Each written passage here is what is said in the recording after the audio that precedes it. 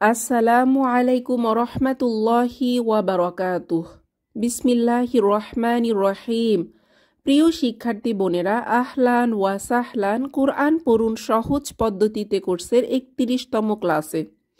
আজকের পাঠে আমরা তানউইনের দম্মাহ তেইন বা দুই দম্মাহ বা দুই পেশ নিয়ে আলোচনা করব ইনশাআল্লাহ। তো আমরা জেনেছিলাম দুই ফাতহা, দুই কাসরহ এবং দুই দম্মাহকে তানউইন বলে। তানউইনের ভেতর একটি নুন সাকিন লুকায়িত থাকে এবং তানউইন সবসময় শব্দের শেষে বসে। আজকে আমরা দম্মাহ তেইন বা দুই পেশ নিয়ে আলোচনা করব, যার ধ্বনি হচ্ছে উন ধ্বনি। তাহলে চলুন আমরা দুই দম্মাহ দিয়ে অক্ষর কবিতাটি প্র্যাকটিস করি। আমরা এই অংশটা দেখি। আমরা এইভাবে পড়ব, বানান করে পড়লে মিম দম্মাহ তেইন মুন, বা দম্মা তেইন বুন, মুন বুন, অথবা ওয়াও দুই পেশ উন, ফা দুই পেশ ফুন, যেভাবেই বানান করি। তো আমরা এখন বানান না করে অক্ষর কবিতাটি অনুশীলন করব। খেয়াল করি, মুন বুন বুন ফুন ঠোঁট থেকে বের হয়, জিহবা থেকে অনেক, আগা থেকে 12টি। সুন লুন লুন, তুন দুন পুন, জুন সুন সুন, লুন নুন রুন, মধ্য থেকে বের হয় জুন শুন ইউন, আর পাশ থেকে আসে বুন কুন কুন, সব শেষে 6 গলা থেকে বের হয় উন হুন উন হুন গুন খুন। আশা করি আমরা দুই দম্মাহ দিয়ে অক্ষর কবিতাটি পারব। আমরা পরবর্তী পৃষ্ঠাতে চলে যাচ্ছি। এখানে আমরা কোরআন মাজিদের কিছু শব্দ দম্মা তেইন বা দুই পেশ দিয়ে দেখতে পাচ্ছি। আমরা প্রথম লাইনেই দেখতে পাচ্ছি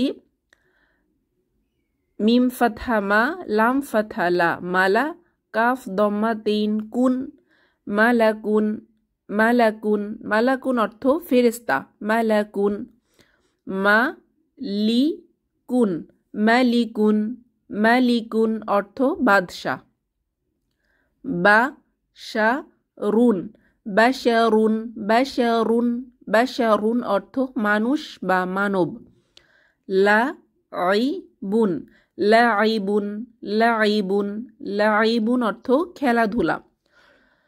শুরুতেই প্রথম লাইনের মালাকুন, মালিকুন, বাশারুন, লাইবুন।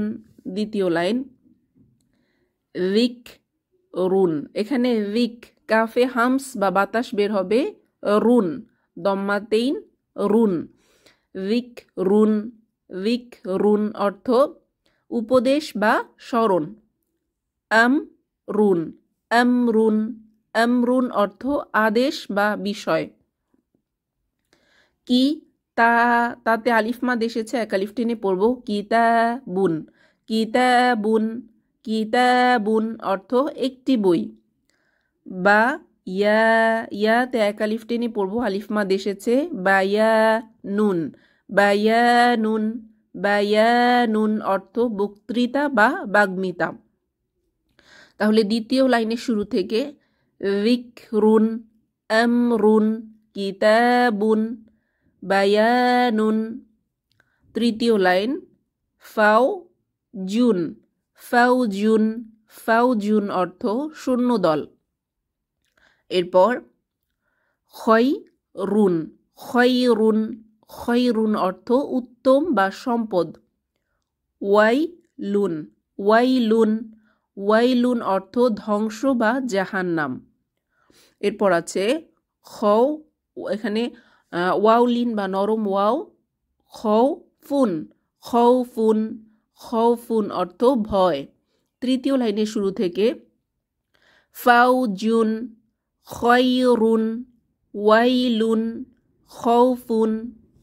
চতুর্থ লাইন সা মি, এখানে ইয়ামাদ এসেছে, এক আলিফ টেনে পড়ব, সামিউন, সামিউন, সামিউন অর্থ সর্বশ্রোতা। বা সুই, এখানে ইয়ামাদ এক আলিফ টেনে পড়ব, বা সুই রুন, বা সুই রুন, বা সুই রুন অর্থ সর্বদ্রষ্টা। লি ইয়ামাদ আলিমুন, আলিমুন, আলিমুন অর্থ মহাজ্ঞানী। খ বি এখানে ইয়ামাদ এসেছে একালিফ টেনে পড়ব রুন, খবিরুন, খবিরুন অর্থ সর্বজ্ঞ। শুরু থেকে সামিউন, বাসিরুন, আলিমুন, খবিরুন, এখানে সবগুলো মহান আল্লাহ তাআলার গুণবাচক নাম। এরপর পঞ্চম লাইনে আমরা দেখতে পাচ্ছি র সু ওয়াওমাদ এসেছে একালিফ টেনে পড়ব সু লুন, রসুলুন, রসুলুন অর্থ একজন রসুল। কা রি এখানে ইয়ামাদ এসেছে একালিফ টেনে পড়ব রি মুন, কারিমুন, কারিমুন অর্থ সম্মানিত।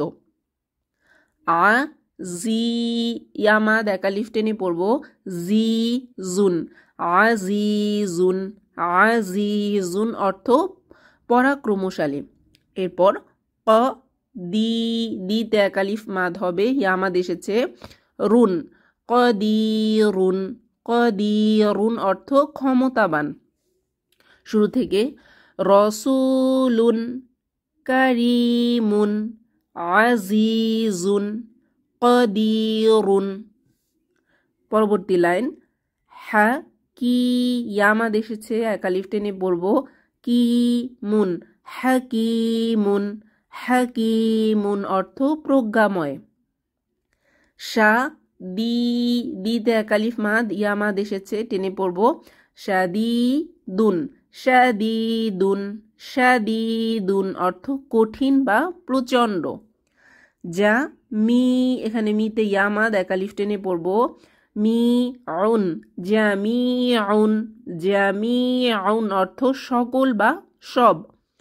মু বি ইয়ামাদ এসেছে একালিফ টেনে পড়ব বি নুন, মুবিনুন, মুবিনুন অর্থ স্পষ্ট বা প্রত্যক্ষ।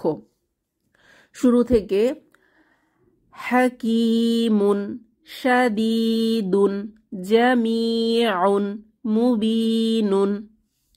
পরবর্তী লাইন স গি গি এখানে ইয়ামাদ এসেছে একালিফ টেনে পড়ব গিরুন, সগিরুন, সগিরুন অর্থ ছোট।